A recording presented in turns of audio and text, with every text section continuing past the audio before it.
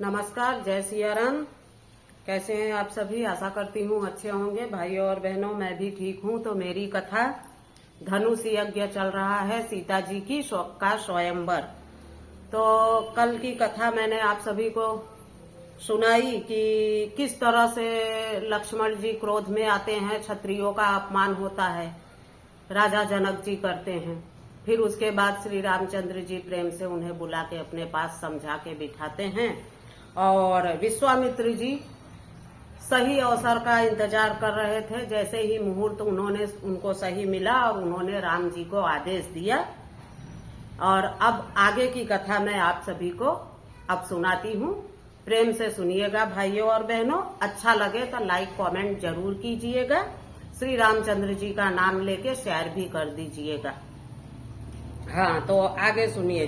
जब विश्वामित्र जी ने आदेश दिया तो चले उतर कर मंच से रकुल नंदन राम, नर नारी आनंद युक्त देखन लगे तमाम। जैसे ही विश्वामित्र जी ने आदेश दिया, गुरु की आज्ञा पाके श्री रामचंद्र जी मंच से नीचे उतरे और धनुष की ओर बढ़ चले। सारे जितने भी नर नारी वहां के सभा के बीच में जितने भी लोग बैठे थे, सब उन्हीं को देखने लगे। किसी के मन में ऐसा विचार हो रहा था कि इतने सारे बलशाली योद्धा धनुष को हिला भी नहीं सके, तो ये छोटा सा बच्चा क्या धनुष को तोड़ पाएगा। और किसी के मन में तो किसी को वो ईश्वर दिख रहे थे। मतलब तरह तरह के जैसे लोग वैसे ही विचारधारा चल रही थी। अब आगे सुनिए क्या होता है। जय सिंह सदा मन के अंदर निर्भय हो कदम बढ़ाता है, त्यो चले मंच से राम उतर लखी भूख समझ सिहाता है। सिंह के जैसे श्री रामचंद्र जी उतरे और चल दिए धनुष के पास। नर नारी जनकपुर के वासी सब जयकार सुनाए रहे, देवी और देवताओं को मन ही मन खूब मनाए रहे। देवी देवता भी मनाने लगे कि हे ईश्वर, श्री रामचंद्र जी धनुष को तोड़ दें। सबके मन में, वहां पे जितने दास दासी जितने भी लोग थे, सबके मन में यही इच्छा जागृत हुई कि श्री रामचंद्र जी धनुष को तोड़ दे। क्योंकि रामचंद्र जी के साथ माता सीता जी की ही जोड़ी बन रही थी, इसलिए सबकी तो इच्छा यही थी कि ये सुकुमार धनुष तोड़ दे और राम सीता की जोड़ी बन जाए। अब आगे सुनिए। सीता की माँ सुनैना कहीं जनक से जाए, है सुकुमार कुमार ये दीजे हट छुड़ाए। सुनैना जी, सीता जी की माता जो थी, वो उनके मन में अंदेशा हो रहा था कि पता नहीं ये सुकुमार धनुष तोड़ पाएंगे कि नहीं तोड़ पाएंगे। तो वो जनक जी को समझा रही हैं कि हे, अपने पति को, उस जमाने में जो भी अपने पति को बुलाया जाता रहा होगा भाई और बहनों, मुझे नहीं पता, मुझे इस जमाने में भी नहीं पता पति को क्या बुलाते हैं, तो उस जमाने का। हाँ, तो अपने पति को समझाती हैं कि हे प्राणनाथ, अब उस जमाने के भाषा तो यही है, हे प्राणनाथ, आप अपना हठ छोड़ दीजिए।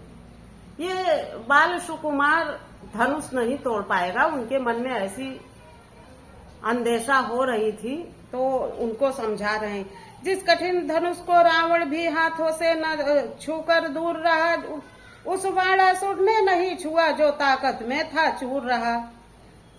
हे प्राणनाथ, जिस कठिन धनुष को रावण ने भी हाथों से छूकर दूर रहा, वाणासुर ने तो उसको छुआ ही नहीं। तो जो ताकत, जिनमें इतनी ताकत थी, वो सबकी भी ताकत यहाँ पे चूर हुई। जितने नरेश योद्धा भारी सबने ताकत अजमाई है, इस धनुष को उठा न पाए थे सबने ही हंसी कराई है। जितने भी योद्धा, ये सबने हंसी कराई है, कोई इस धनुष को तोड़ नहीं पाया। तो आप अपना हठ छोड़ दीजिए, रोको इनको हे स्वामी, तुम यह धनुष उठा नहीं पाएंगे, नाहक में वंश लजाएंगे, महफिल में हंसी कराएंगे। हे स्वामी जी, ये सुकुमार को रोकिए।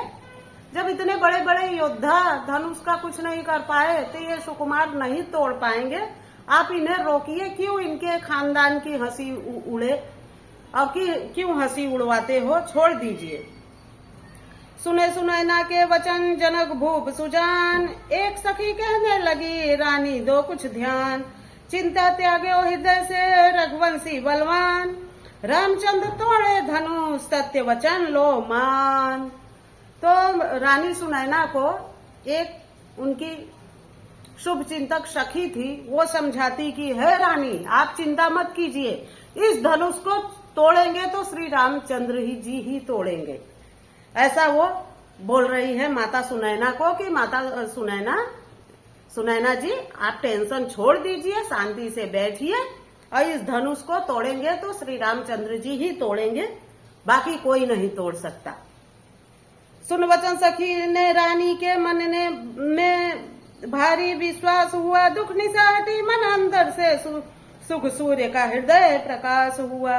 देखिए भाइयों और बहनों, ऐसी कठिन परिस्थिति में अगर अपना अच्छा मित्र है और वो अपने को अच्छी शिक्षा देता है, अपने को अपना मनोबल बढ़ाता है, तो वो अपना मित्र कहलाता है। जैसे रानी सुनैना को उनकी सखी ने उनको समझाया, उनको आत्मशक्ति उनकी बढ़ाई कि आप चिंता मत कीजिए, तोड़ भी सकते हैं। उनका हृदय में उनको इतनी हिम्मत दी। ऐसे मित्र होने चाहिए, ऐसी सखी सहेलियां होनी चाहिए जो अपने बुरे समय में अपनी कुछ दे ना सके तो कोई बात नहीं, पर हिम्मत तो दे। आजकल की सहेलियां तो अपने कुछ अच्छा काम करने जा रहे हैं तो और खींच लेती हैं, डराने लगती हैं कि अरे ऐसा हो जाएगा, अरे वैसा हो जाएगा। ऐसे हैं। इत जनक सुल्तान मन ही मन में गौरी माता को मनाए रही, वरदान मिले मन का प्यार, मन ही मन आशा लगाए रही। जनक सुता मन ही मन गौरी माता सीता जी माता गौरी को मन ही मन मना रही है कि हे माता हमारी मदद करो।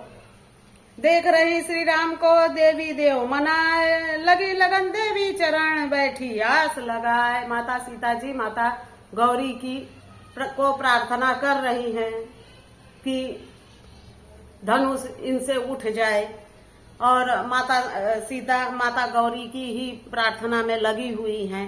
सीता जी के अपने मन अंदर इस तरह से कुशल मनाती थी, देवी और देवता को मन ही मन विनय सुनाती थी। सीता जी जितने भी देवी देवता जिन्हें भी मानती थी, सबको विनती कर रही हैं, प्रार्थना कर रही हैं कि धनुष उठ जाए श्री रामचंद्र जी, क्योंकि माता सीता जी को तो वही पसंद थे।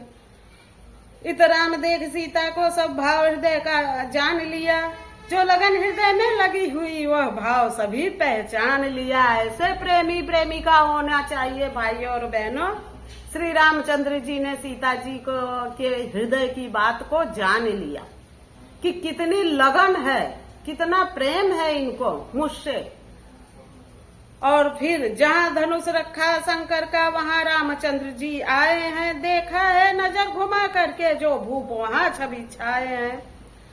श्री रामचंद्र जी आते हैं धनुष के पास और चारों तरफ देखते हैं, जितने भी सभा में लोग बैठे हैं एक बार उनको निहारते हैं, फिर गुरु चरणों में ध्यान धर मन ही मन श्री राम लगे उठावन धनुष को निरख भूप तमाम। तृण तसमान शिव चाप को लिया तुरंत उठाए, उठते ही शिव धनुष के गए सभी चकराए। ओहो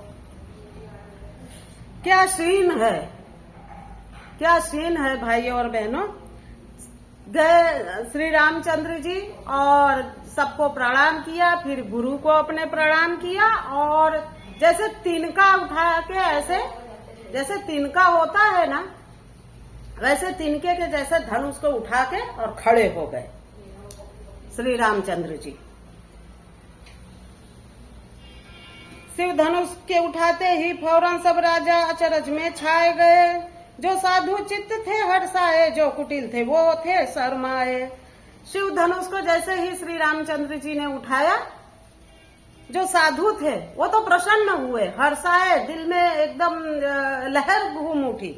और जो कुटिल थे राजा, बाकी सब भी आए थे ना सीता जी से विवाह करने, वो तो मन ही मन शर्मा गए। जब चाप चढ़ाया रघुवर ने खींचा डोरी को, धनधारी आश्चर्य में देखते रहे सभी उस रंग भूमि के नर नारी। जब चाप चढ़ाया हनुमान श्री रामचंद्र जी ने और डोरी चढ़ाने लगे प्रत्यंचा, तो उनको सभी नर नारी जितने राजा थे सब उन्हें देखने लगे। तो भाइयों और बहनों, खंड हुए दो धनुष के खींचा जब रघुवीर, नर नारी सब हर्ष से भर लाए दृढ़वीर।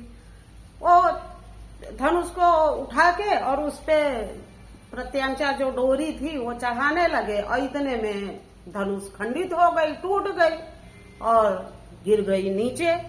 तो भाइयों और बहनों, 10 मिनट का वीडियो हो गया है, तो आज की कथा मैं यहीं पे समाप्त करती हूँ। मेरी कथा कैसी लगती है आप सभी को जरूर बताइएगा। प्रीति राज यूट्यूब चैनल को भी सब्सक्राइब कर लीजिए और वहां भी मैं अच्छे अच्छे वीडियो डालती हूँ। आप सभी वहां भी मुझे सपोर्ट कीजिए। प्रीति शर्मा पेज को फॉलो कर लीजिए और मेरी कथाएं अच्छी लगे तो लाइक कमेंट शेयर भी कीजिए। तो रामचंद्र जी ने धनुष की प्रत्यंचा चढ़ा रहे थे, डोरी चढ़ा रहे थे और धनुष टूट गई। अब इसके आगे की कथा मैं आप सभी के बीच में कल लेके प्रस्तुत होंगी। तो आज की कथा यहीं पे समाप्त करती हूँ। जय सिया राम, जय हिंद।